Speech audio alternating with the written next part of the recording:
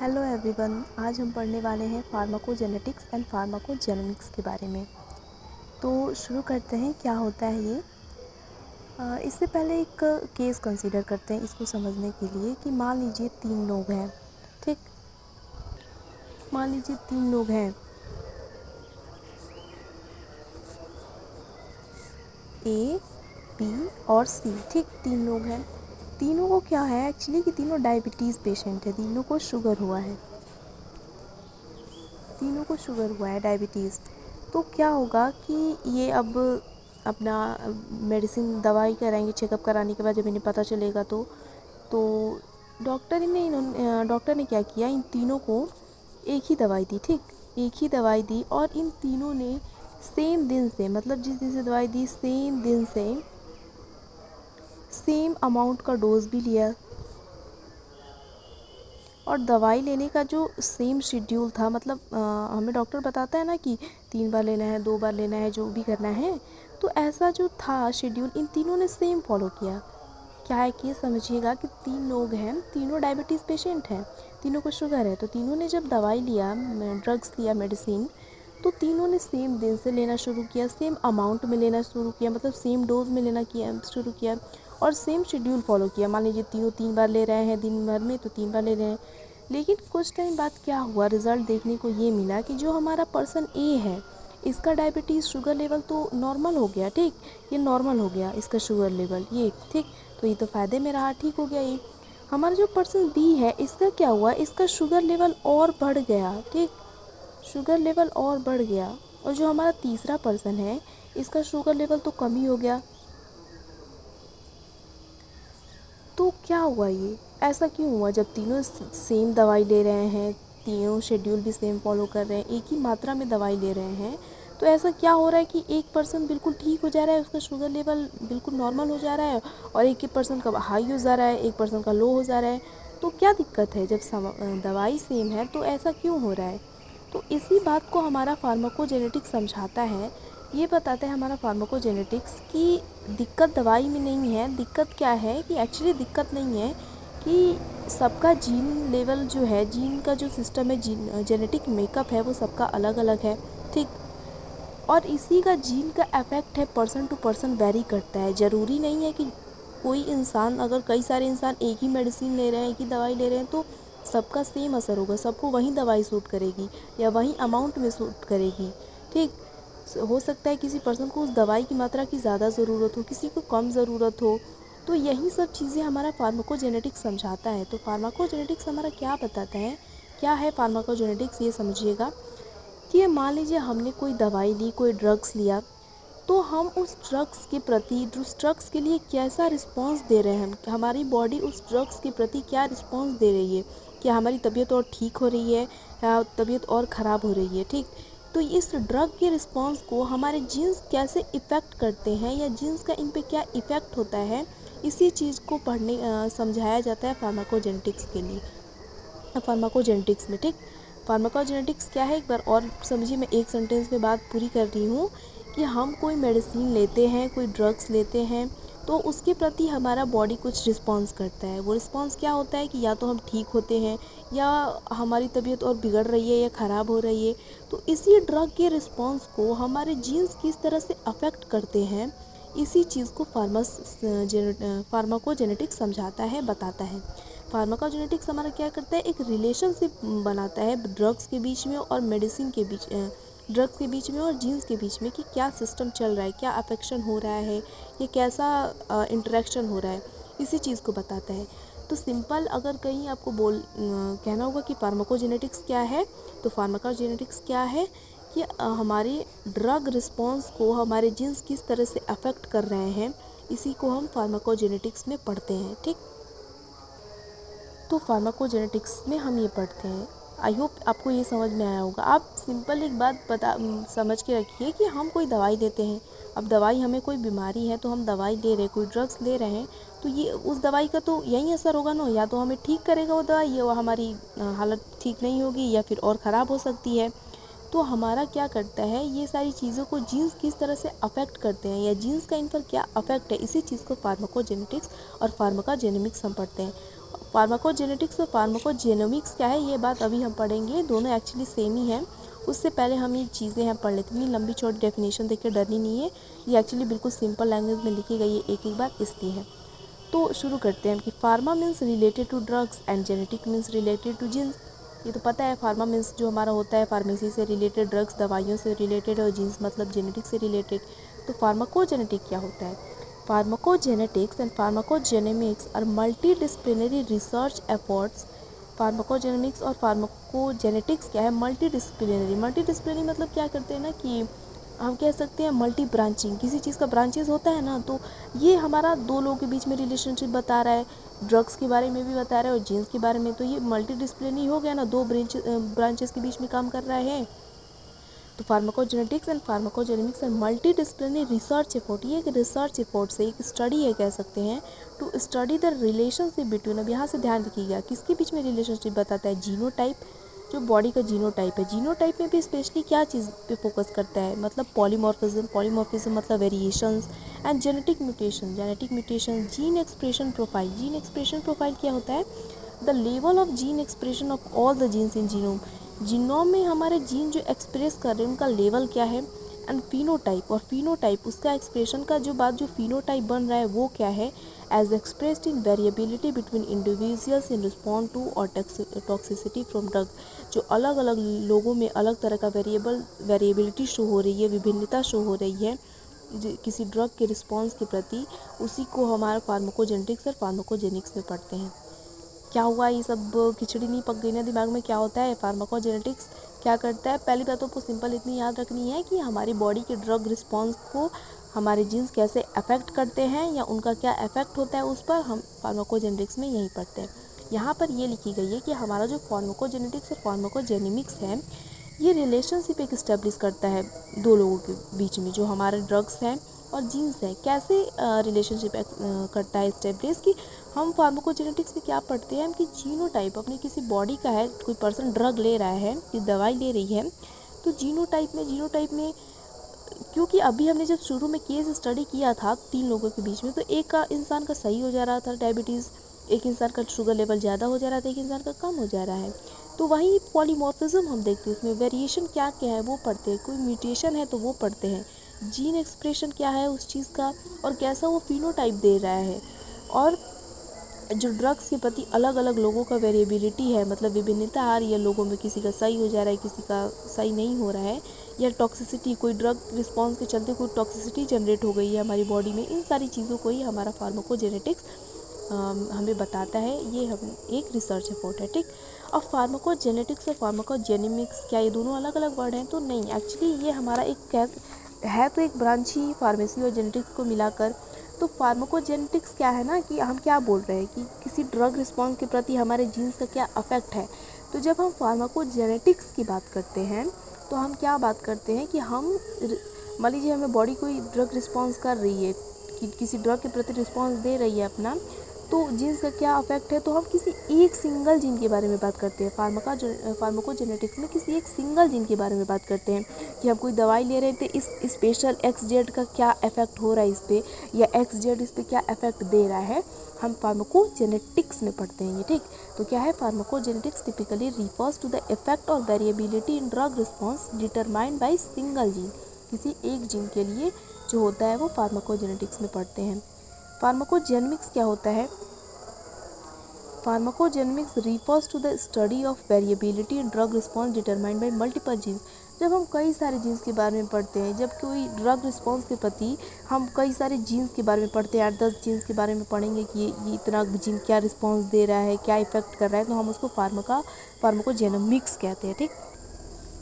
तो ये हम फार्माकोजेनेमिक्स में पढ़ते हैं। दोनों में डिफरेंस समझ में आया ना कि जेनेटिक्स क्या होता है जब हम सिंगल जीन के इफेक्ट के बारे में पढ़ते हैं, और जेनेमिक्स जब हम कई सारे जीन्स के इफेक्ट के बारे में पढ़ते हैं तो वो फार्माकोजेनेमिक्स होता है, ठीक। अब आगे क्या है कि pharmacogenomics deals with the influence of acquired and inherited genetic variation on drug response. क्या बोल रहा है कि हमारा जो फार्माकोजेनेमिक्स है वो किस चीज़ पे डील करता है? तो ड्रग रिस्पॉन्स हमारी बॉडी जो दे रही है ड्रग्स के प्रति, वो ठीक हो रही है या ख़राब हो रही है, उसको क्या करता है, एक्वायर्ड और इनहेरिटेड जेनेटिक वेरिएशन के बारे में भी पढ़ती है कि कि कोई एक्वायर्ड और इनहेरिटेड जेनेटिक वेरिएशन मतलब क्या हो सकता है, पेरेंट से बच्चों में वो वेरिएशन आई हो, या फिर उसने अपने एनवायरनमेंट से वो चीज़ एक्वायर्ड की है, तो उस वेरिएशन का क्या ड्रग पे प्रभाव पड़ रहा है बाय को रिलेटिंग डिलेटिंग म्यूटेशन। और इसको इस चीज़ को वो कैसे परफॉर्म करती है, डीएनए म्यूटेशंस के बारे में पढ़ते हुए, जैसे single nucleotide polymorphism. Single nucleotide polymorphism क्या होता है, जब किसी एक न्यूक्लियोटाइड में कोई चेंज आ जाता है, वेरिएशन आ जाती है, तो हम उसको सिंगल न्यूक्लियोटाइड पॉलीमॉर्फिज्म कहते हैं। Copy number variations and insertion deletion, chromosome में हमारे इंसर्शन डिलीशन वगैरह होते हैं। तो हमारा फार्माकोजेनेटिक्स इन सारी चीज़ों पर भी फोकस करता है कि जब बॉडी ड्रग रिस्पॉन्स कर रही है तो इन सारी चीज़ों का क्या कोई इफेक्ट हो रहा है क्या विद फार्माकोकाइनेटिक के साथ। फार्माकोकाइनेटिक क्या होता है, जो हमारी ड्रग हम जब बॉडी में लेते हैं तो ड्रग हमारी क्या होती है, सर एब्जॉर्ब होती है, फिर हमारी बॉडी में पूरी तरह से डिस्ट्रीब्यूट होती है, फिर मेटाबोलाइज होती है। मतलब मेटाबोलाइज कहने का मतलब वो अपना इफेक्ट दिखाएगी और फिर बॉडी से बाहर निकाल दी जाएगी, एलिमिनेशन हो जाएगा। ये फार्माकोकाइनेटिक है। मतलब इसको कह सकते हैं कि हमारी ड्रग ये बॉडी में ये सारी प्रोसेस परफॉर्म करती है। कैसे करती है कि पहले ड्रग एब्जॉर्ब होगा, फिर बॉडी में डिस्ट्रीब्यूशन होगी उसकी, उसके बाद मेटाबॉलिज्म होगा, उसको छोटे छोटे पार्ट्स में डिवाइड होगी और फिर बाद में वो बॉडी से बाहर निकल जाएगी। एंड फार्माकोडायनेमिक क्या होता है, effect mediated through a drug biological target and immunogenic and point. तो हमारा फार्माकोजेनिक यही सारी चीज़ों के साथ डील करता है कि कोई ड्रग रिस्पॉन्स हो रहा है तो क्या किसी एक्वायर्ड इनहेरिटेड जेनेटिक वेरिएशन का उस पर क्या असर हो रहा है, क्या ये जो म्यूटेशंस हैं, सिंगल न्यूक्लियोटाइड पॉलीमॉर्फिज्म है या इंसर्शन डिलीशंस है, ये सारी चीज़ें उस रिस्पॉन्स को कैसे अफेक्ट कर रही हैं। और ये चीज़ें किसके साथ ही कोरिलेट करता है, जब बॉडी में वो सारी चीज़ें जब प्रोसेसिंग हो रही है ड्रग की, वो एब्जॉर्ब हो रहा है, डिस्ट्रीब्यूट हो रहा है, तो इन सारे स्टेप्स में ये जीन्स किस तरह से अफेक्ट कर रही हैं, फार्माकोजेनेमिक्स यही सब चेक करता है, डील करता है। अब हम पढ़ेंगे आगे कि वर्किंग क्या है फार्माकोजेनिक्स की। हमने अभी जस्ट देखा हमने कि हमारी बॉडी में जो फार्माकोकाइनेटिक है, या कह सकते हैं कि जो ड्रग है हमारी, वो बॉडी में किस तरह से इंटरेक्ट कर रही है।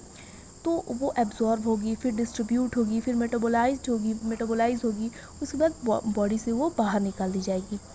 तो अगर हम वर्किंग ऑफ फार्माकोजेनेमिक्स पढ़ें कि ये एक्चुअली वर्क कैसे करता है, या सिर्फ हम कह सकते हैं कि मैकेनिज़्म क्या है इसका, तो इसको पढ़ने के लिए हमें कुछ एग्जांपल्स कह सकते हैं या फिर स्टेप कह सकते हैं। आपको जो समझते हैं वो उस हिसाब से आप समझिए, ठीक। तो क्या कह रहा है ये कि drugs interact with our body in numerous ways. जो हमारी बॉडी में ड्रग्स हैं, हमने कोई ड्रग ली, कोई दवाई ली, तो हमारी बॉडी में वो कई सारे तरीक़ों से वो इंटरेक्ट करती है। कैसे, depending both on how one takes the drug and where the drug acts in the body. और ये इस बात पर निर्भर करती है कि कोई पर्सन कैसे उस ड्रग को ले रहा है और वो ड्रग कहाँ जाके बॉडी में एक्ट कर रही है। तो इसी तरह से ड्रग हमारी बॉडी में कई तरीक़ों से इंटरेक्ट करता है। After one takes a drug, the body needs to break it down and get it to the intended area. किसी पर्सन ने ड्रग लिया तो ड्रग बॉडी में एब्जॉर्ब होगी, बॉडी उसको फिर तोड़ेगी, उसके बाद उसको जहाँ पे उसको एक्शन करना है वहाँ पे वो जाएगी, ठीक। DNA can affect multiple steps in this process to influence how one respond to drug। आ गई बात यहाँ पे। और जब ये सारी प्रोसेसेस हो रही होंगी, किसी ने ड्रग लिया तो बॉडी में एब्जॉर्ब हुआ, फिर वो डिस्ट्रीब्यूट हुआ, फिर मेटाबोलाइज हुआ वो छोटे छोटे टुकड़ों में, तो क्या ये हो रहा है। तो इन सारे स्टेप्स के बीच में जो हमारा DNA है, इन स्टेप्स के बीच में अफेक्ट कर सकता है। और वो कैसे कर सकता है अफेक्ट, इसी चीज़ को फार्माकोजेनेमिक्स में पढ़ते हैं। तो इन्हीं चीज़ों को पढ़ने के लिए हमें कुछ एग्जांपल्स या स्टेप्स कह सकते हैं कि पढ़ेंगे। तो अब हमारा सबसे पहला है ड्रग रिसेप्टर। ड्रग रिसेप्टर क्या होते हैं कि कुछ ड्रग्स होते हैं, अगर जब हम उन्हें बॉडी में लेते हैं तो उन्हें सेल्स की सरफेस पे जो प्रोटीन होती है उससे अटैच हो जाते हैं। वो क्या बोला मैंने कि हमारी बॉडी में जब हमने कोई ड्रग लिया तो कुछ सेल्स होते हैं, सेल्स होते हैं, उनके सरफेस पे कुछ प्रोटीन होते हैं, उनसे हमारी ड्रग्स चिपक जाती है, जाके अटैच हो जाती है। और जिन सरफेस पे वो अटैच होती है, जिस प्रोटीन पे, हम उसको रिसेप्टर कहते हैं। और उन रिसेप्टर पे वो अटैच करके बढ़िया से परफॉर्म करती हैं। लेकिन क्या होता है कि जब किसी सेल के पास कई सारे रिसेप्टर होते हैं तो कई सारे ड्रग जाके उस पर जुड़ जाएंगे और अच्छे से काम करेंगे। तो वो क्या करेगा, इस स्ट्रॉन्ग रिस्पॉन्स देगा ड्रग के लिए, हमारी बॉडी ड्रग के लिए स्ट्रॉन्ग रिस्पॉन्स देगी, ठीक। फिर क्या हो सकता है दूसरा केस कि सेल है हमारी, सेल के पास हो सकता है कि बहुत कम रिसेप्टर हो, तो बहुत कम ड्रग्स अटैच कर पाएंगी, तो बहुत कम वीक रिस्पॉन्स देगा। हो सकता है कि रिसेप्टर ही ना मौजूद हो। रिसेप्टर क्या है? हमारी ड्रग्स जिस सरफेस पे जाके अटैच हो रही है सेल के जिस सरफेस पे, हम उसे रिसेप्टर कह रहे हैं। तो जब रिसेप्टर ही नहीं होगा, ड्रग अटैच ही नहीं करेगा, तो कुछ रिस्पॉन्स ही नहीं होगा, मतलब कोई असर ही नहीं होगा हमारे ऊपर दवाई का, हम ठीक ही नहीं हो पाएंगे। फिर क्या होगा कि इस सेल पे हो सकता है कि कुछ दूसरे शेप के रिसेप्टर आ जाए, तो दूसरे शेप का भी रिसेप्टर आ जाएगा तो हम अटैच नहीं कर पाएंगे और फिर रिस्पॉन्स नहीं होगा ड्रग का, फिर हमारे कुछ शरीर के लिए फ़ायदा नहीं हो पाएगा हम जो दवा ले रहे हैं। तो ड्रग रिसेप्टर में हम यहीं पढ़ते हैं, ठीक। Some drugs need to attach to proteins on the surface of cells called receptor in order to work properly. कुछ ड्रग्स होती हैं सेल के सरफेस पे जाके अटैच हो जाती हैं बढ़िया से काम करने के लिए। One's DNA determines what type of receptor one have and how many. किसी एक पर्सन का, मीन किसी भी पर्सन का उसका डीएनए डिटरमाइन करता है। डीएनए ये तय करता है कि किस तरह का रिसेप्टर उस इंसान के पास होगा और कितना रिसेप्टर होगा, which can affect one response to drug. और इसी तरह से वो पर्सन ड्रग के रिस्पॉन्स को अफेक्ट करता है। डीएनए का अफेक्शन आ गया ना यहाँ पे, ठीक। One might need a higher or lower amount of drug than most people or a different length.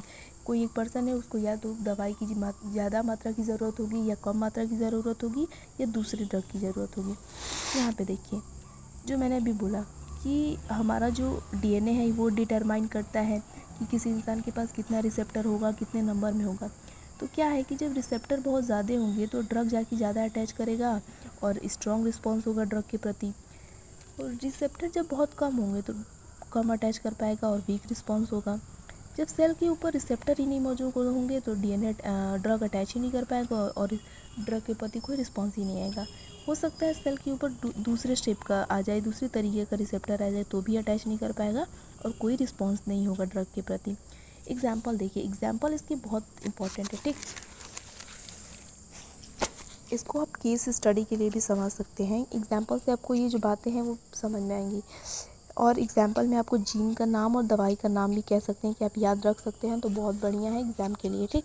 तो एग्जाम्पल क्या है कि कुछ फीमेल्स में मान लीजिए कोई पेशेंट है ब्रेस्ट कैंसर की, तो जब मान लीजिए वो फीमेल है तो उसको ब्रेस्ट कैंसर हुआ है, तो ब्रेस्ट कैंसर जब बॉडी में हो जाता है तो वो क्या करते हैं कि एक रिसेप्टर है HER2 या HER2 वो बहुत ज़्यादा बनाने लगता है। जब ब्रेस्ट कैंसर हो जाता है डेवलप बॉडी में तो बहुत ज़्यादा HER2 बनाने लगता है, HER2 बनाने लगता है, एक रिसेप्टर है जिसकी वजह से कैंसर बहुत ज़्यादा फैल जाती है, ठीक। इसको ठीक करने के लिए एक ड्रग होता है TDM1।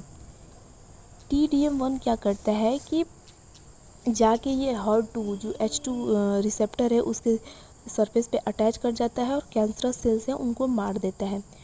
क्या होता है कि कोई पर्सन है, फीमेल है, उसने जाके ब्रेस्ट कैंसर अपने चेक कराया तो डॉक्टर पहले उसको HER2 के लिए टेस्ट कराने के लिए प्रिस्क्राइब करेंगे कि आप पहले ये टेस्ट कराइए।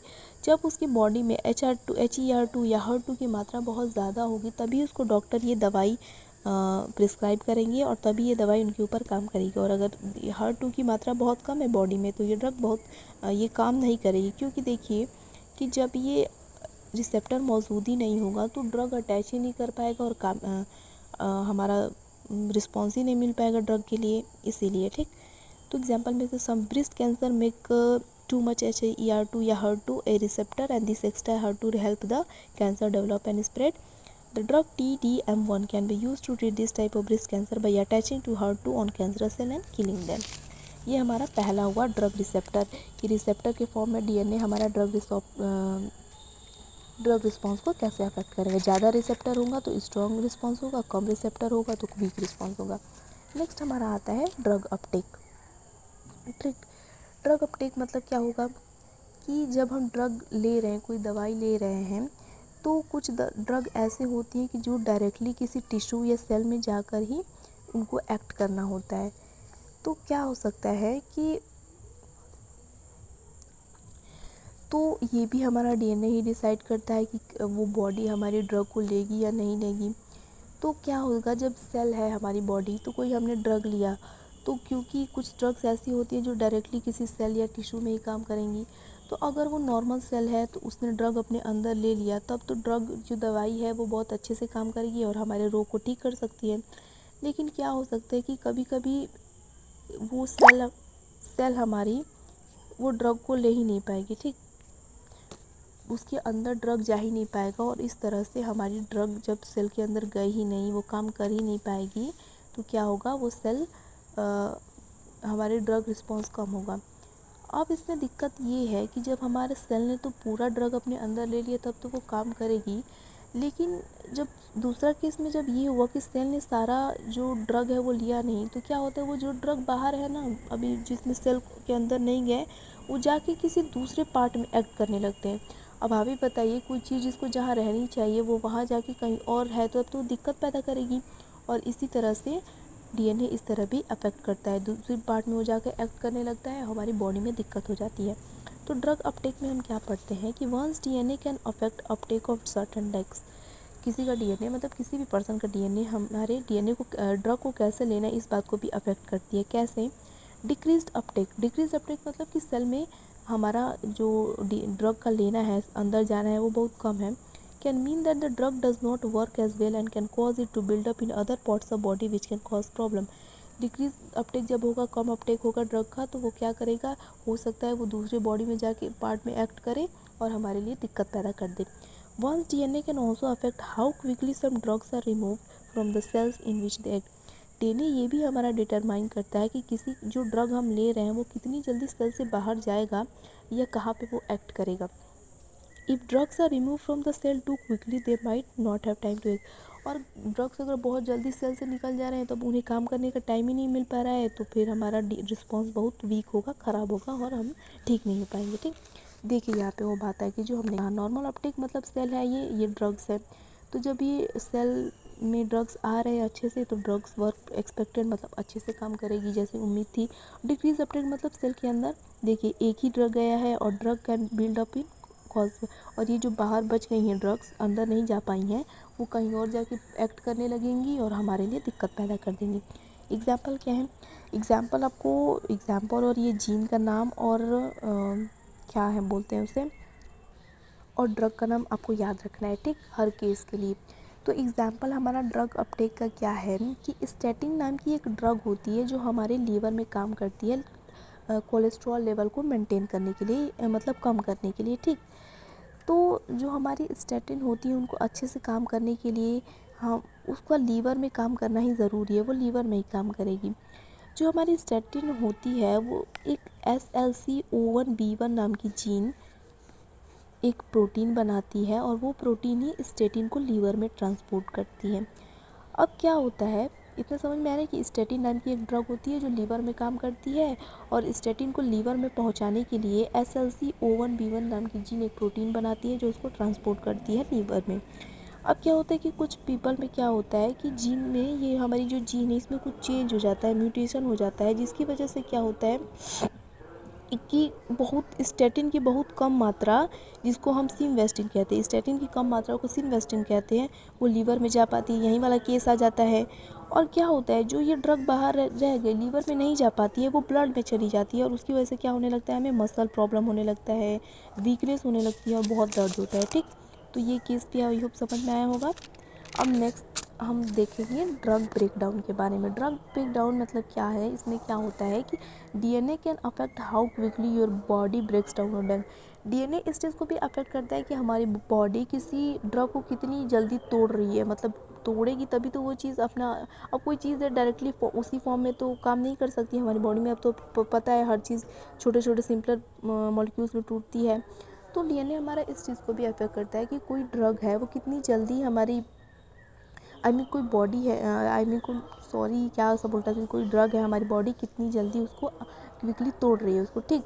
If one's break the DNA down more quickly than most people, your body gets rid of the drug faster and he might be of more drug और डिफरेंट ड्रग। ये क्या बोल रहा है कि अगर कोई इंसान की बॉडी क्या कर रही है, ड्रग को बहुत जल्दी जल्दी तोड़ रही है, तो उसको बॉडी क्या है जल्दी जल्दी तोड़ रही है मान और जल्दी जल्दी काम कर रही है, तो उसकी बॉडी से उसको ड्रग से छुटकारा जल्दी मिलेगा, वो ड्रग बहुत जल्दी बॉडी से एलिमिनेट हो जाएगी, या फिर उस और जल्दी एलिमिनेट हो जाएगी तो उसे और ड्रग की ज़रूरत है, और अगर और ड्रग की ज़रूरत है और अगर उसका रोग ठीक नहीं हुआ है तो उसे दूसरे ड्रग की ज़रूरत है, ठीक।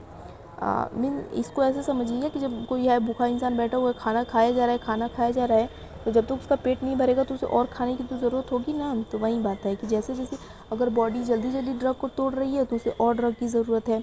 If one's body break the drug down more slowly he might need less of the drug. और किसी की बॉडी अगर ड्रग को बहुत धीरे धीरे तोड़ रही है, धीरे धीरे तोड़ रही है, तो उसे कम ड्रग की ज़रूरत है, कम मात्रा में दवाई की ज़रूरत है।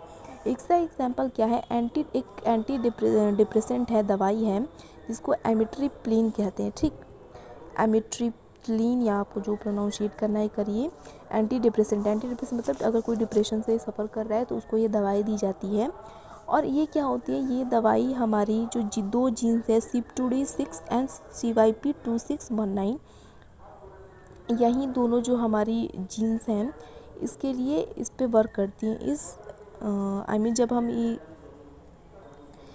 ये जो हमारी दो जीन्स है CYP2D6 एंड CYP2619, इस एम्पिटेरिन जब हम बॉडी में लेते हैं तो ये ऐसे प्रोटीन कोड करती है जो इन्हें ब्रेक डाउन करेंगी, इसको तोड़ेंगी।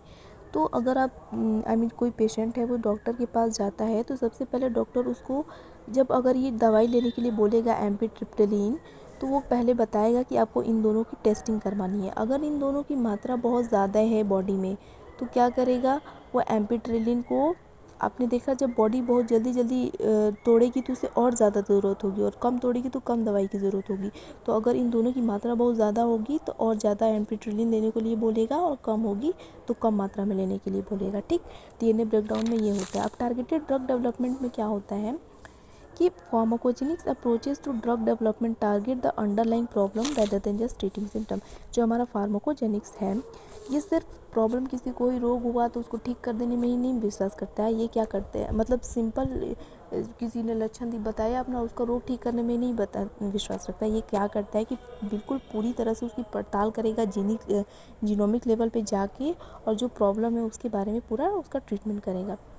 सम diseases are cause by specific changes in, कुछ डिजीज़ हमारी बॉडी में होती हैं, जीन्स में कुछ चेंजेस होने की वजह से हो जाती है, म्यूटेशन की वजह से। The same gene can have different type of mutation which have different effect.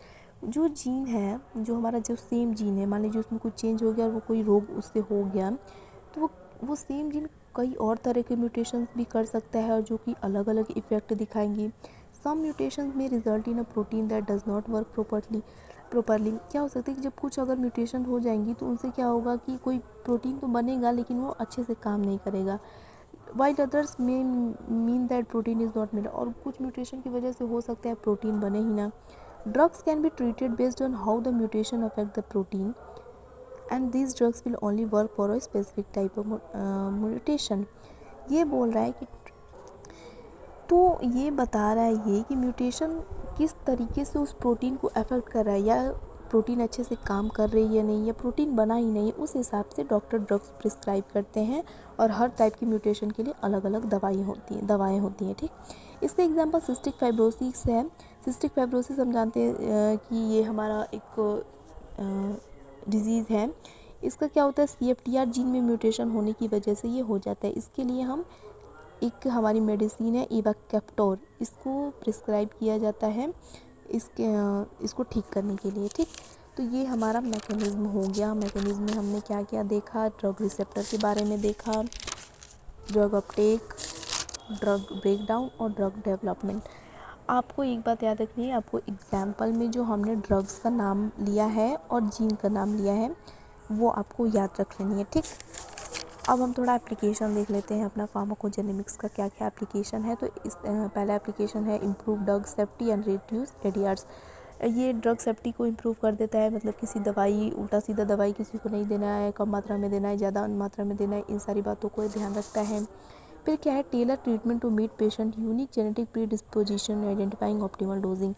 ये क्या कहता है कि कोई पेशेंट है, पेशेंट को उसकी जांच करके हम यूनिक जेनेटिक प्री डिस्पोजिशन कर सकते हैं, मतलब उसके बारे में जो वेरिएशन उसके अंदर है तो उसके हिसाब से हम उसको दवाइयाँ देंगे, आइडेंटिफाइंग ऑप्टिमल डोजिंग, और उसके हिसाब से दवाइयाँ देंगे, उसको ज़्यादा चाहिए कम चाहिए, ये ऑप्टिमल डोजिंग उसको देंगे, ठीक। Improve drug discovery targeted to human disease, drugs discovery में भी ये हेल्प करेगा। Improve proof of principle for efficacy trials, कोई हमें डिजीज़ का ट्रायल करना है, कोई ड्रग का ट्रायल करना है, तो इस चीज़ में भी हमारा फार्माकोजेनिक्स हेल्प करता है जीनिंग लेवल पर जाके चीज़ों को देखकर। It can be applied to several areas of medicine including pain management, cardiology, oncology and psychiatry. हमारा जो फार्माकोजेनेटिक्स है ये मेडिसिन के कई सारे एरियाज़ में वर्क करता है, पेन मैनेजमेंट में भी, कार्डियोलॉजी में दिल से जुड़ी बीमारियों में भी, ऑन्कोलॉजी जो कैंसर से बीमारियाँ होती है मतलब कैंसर रिलेटेड चीज़ों में भी, एंड साइकेट्री में भी। Pharmacogenomics can also be use in forensic to determine the cause of death in drug related. Pharmacogenomics का यूज़ हम फॉरेंसिक में भी करते हैं। अगर किसी पर्सन की ड्रग से रिलेटेड मौत हुई होती है, दवाइयों से रिलेटेड मौत होती है, तो उसको पता लगाने के लिए। ठीक, तो ये हमारा हो गया फार्माकोजेनेटिक्स एंड फार्माकोजेनेमिक्स।